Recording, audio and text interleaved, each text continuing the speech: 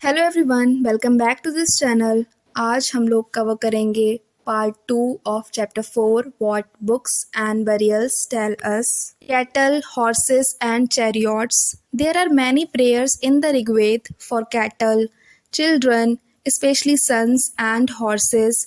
ऋग्वेद में काफ़ी सारी प्रेयर्स दी हुई हैं जो हैं कैटल मवेशियों के लिए, चिल्ड्रन यानी बच्चों के लिए, जिसमें स्पेशली बेटों के लिए, और घोड़ों के लिए काफ़ी सारी उसमें प्रेयर्स दी हुई हैं। Horses were yoked to chariots that were used in battles which were fought to capture cattle.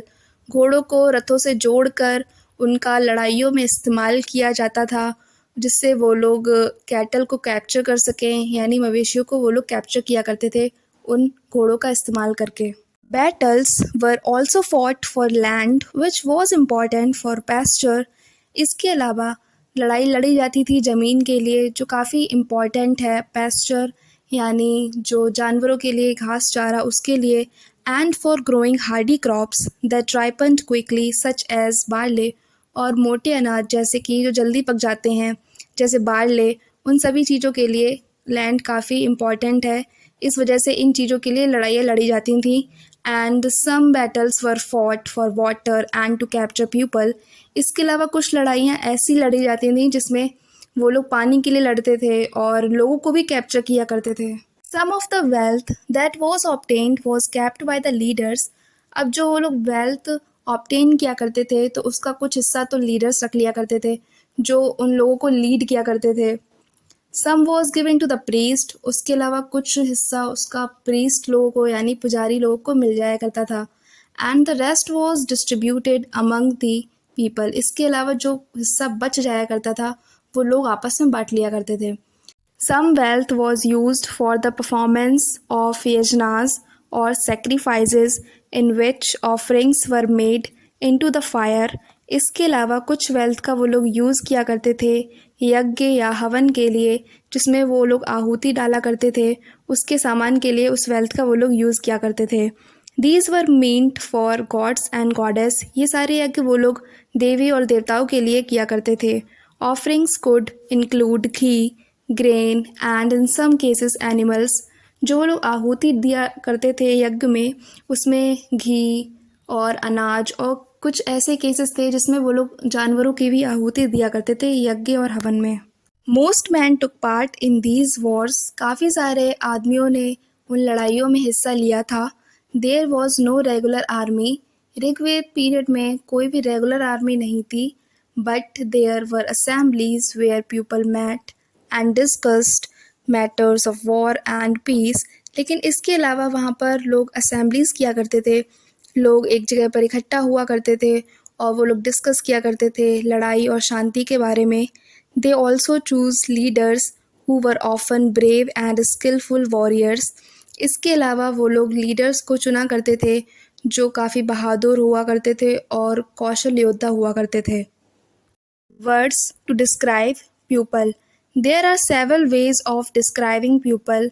लोगों को डिस्क्राइब करने के लिए काफ़ी सारे यहाँ पर तरीके हैं। इन terms of the work they do, कि जैसा वो काम करते हैं उसके बेसिस पर हम लोग लोगों को डिस्क्राइब कर सकते हैं। द लैंग्वेज दे स्पीक, वो कौन सी लैंग्वेज बोलते हैं उसके बेसिस पर। The place they belong to, कौन सी जगह पर वो लोग रहते हैं। देयर फैमिली, उनकी फैमिली कौन सी है। देयर कम्युनिटीज़, वो कौन से समुदाय से हैं। एंड कल्चरल प्रैक्टिसेस, और कल्चरल प्रैक्टिसेस से हम लोग लोगों को डिस्क्राइब कर सकते हैं। Let us see some of the words used to describe people found in the Rigveda. यहाँ पर कुछ ऐसे शब्द दिए गए हैं ऋग्वेद में जो यूज़ किया करते थे लोगों को डिस्क्राइब करने के लिए। There are two groups who are described in terms of their work. यहाँ पर दो ग्रुप्स हैं जिससे लोगों को डिस्क्राइब किया गया है उनके काम के बेसिस पर। The priest, sometimes called brahmins, who performed various rituals. Priest यानी पुजारी, और जिनको ब्राह्मण्स भी कहा जाता है, जो लोग यज्ञ और हवन किया करते हैं और रिचुअल्स परफॉर्म किया करते हैं। और इसके अलावा the rajas. These rajas were not like the ones you will be learning about later. ये वो राजस नहीं है जिनको हम लोग आगे चैप्टर में पढ़ेंगे। They did not have capital cities, palaces और armies, nor did they collect taxes. उनके पास कोई कैपिटल सिटीज़ नहीं है, कोई शहर नहीं है, न राजधानी है ना कोई बड़े महल हैं, ना ही कोई उनकी आर्मी है और ना ही वो कोई टैक्स कलेक्ट करते हैं। Generally sons did not automatically succeed fathers as rajas, और वहाँ पर जो राजस के बेटे हुआ करते थे वो ऑटोमेटिकली सक्सीड नहीं किया करते थे। यहाँ पर जो राजस हैं वो लोग हैं जो अभी हम लोगों ने थोड़ी देर पहले पढ़ा कि वो लोग कुछ ऐसे लीडर्स को चुना करते थे जो काफ़ी बहादुर हुआ करते थे और काफ़ी अच्छे योद्धा हुआ करते थे। Two words were used to describe the people और the community as a whole. यहाँ पर दो शब्दों का यूज़ किया गया है लोगों और उनकी पूरी कम्युनिटी को डिस्क्राइब करने के लिए। One was the word jan which we still use in Hindi and other languages. यहाँ पर जो पहला वर्ड है वो है जन, जो आज के समय में हम लोग हिंदी में भी और काफ़ी अदर लैंग्वेजेस हैं उसमें यूज़ करते हैं। अदर वॉज विश, और जो दूसरा शब्द था वो था विश, जिससे वो लोग लोगों और कम्युनिटी को डिस्क्राइब किया करते थे। The word Vysya comes from wish, और जो वैश्य शब्द है वो विश शब्द से निकला है। इस बारे में हम लोग पढ़ेंगे चैप्टर 5 में कि वैश्य क्या होता है। ये उन 4 वर्णों में से एक है। सेवरल विश और जन आर मैंशनड बाई नेम, और यहाँ पर काफ़ी सारे विश और जन मेंशन किए हुए हैं नेम से। So we find reference to the पुरुजन और विश, द भारत जन और विश, द यदुजन और विश एंड सो ऑन। यहाँ पर लोग और उनकी कम्युनिटी को इस जन और विश से डिस्क्राइब किया हुआ है, जैसे कि भारत जन यानी भारत के लोग। Sometimes the people who composed the hymns described themselves as Aryas and called their opponents Das और दासीज।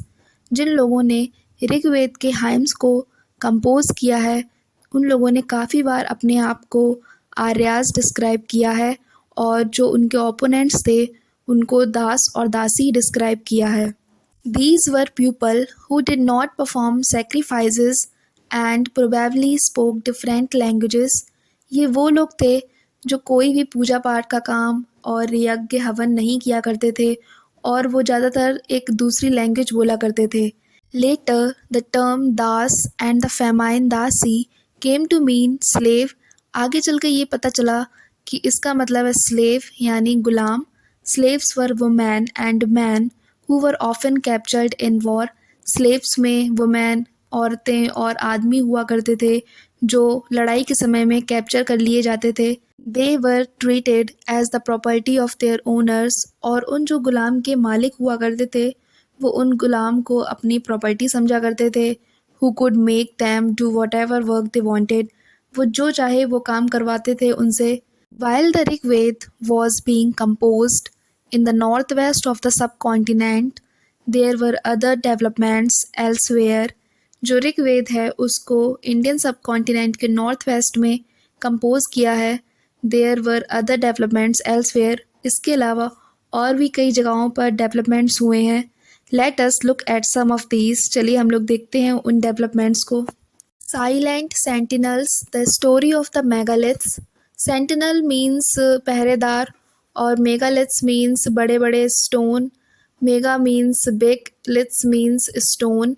Look at the illustration on the next page, ये नेक्स्ट पेज पर एक इलस्ट्रेशन दिया हुआ है। These stone boulders are known as megaliths, और इस image में जो बड़े बड़े पत्थर दिख रहे हैं उनको मेगालिथ्स कहा जाता है। These were carefully arranged by people, लोगों ने काफ़ी सावधानी से इसको अरेंज किया था।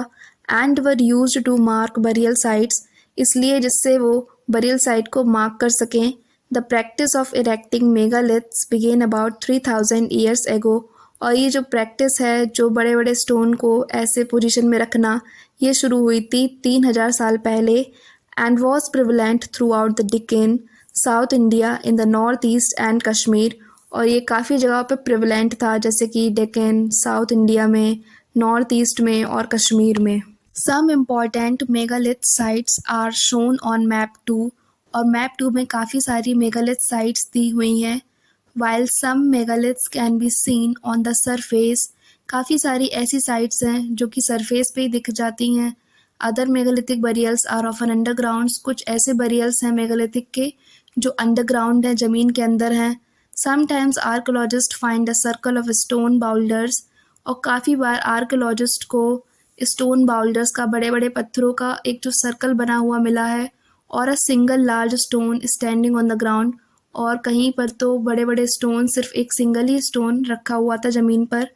These are the only indications that there are burials beneath. और ये सिर्फ यही इंडिकेट करता है कि इनके नीचे लोगों को दफनाया गया है। There are several things that people did to make megaliths. यहाँ पर काफ़ी सारी चीज़ें हैं जो लोग उन मेगालिथ्स के साथ, बड़े बड़े पत्थरों के साथ किया करते थे। We have made a list here. यहाँ पर एक लिस्ट दी हुई है। Try and arrange them in the correct order. यहाँ पर उनको करेक्ट ऑर्डर में बताना है, जैसे कि digging pits in the earth, transporting stones, breaking boulders, placing stones in position, finding suitable stone, shaping stones, burying the dead। तो सबसे पहले आता है digging pits in the earth, जमीन में गड्ढा खोदना। देन उसके बाद आता है finding suitable stone, सही स्टोन को ढूंढना। फिर breaking boulders, उन बड़े बड़े पत्थरों को तोड़ना।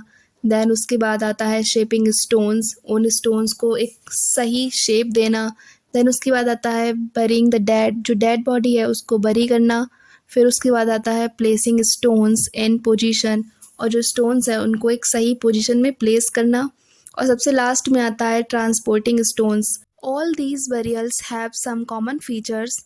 उन सभी बरियल्स के पास कुछ कॉमन फीचर्स हैं, जैसे कि generally the dead were buried with distinctive pots. जो डेड बॉडीज़ थी उनको अलग अलग तरीके के मटकों के साथ दफन किया जाता था, which are called black and red ware, जिनको ब्लैक एंड रेड वेयर कहा जाता है।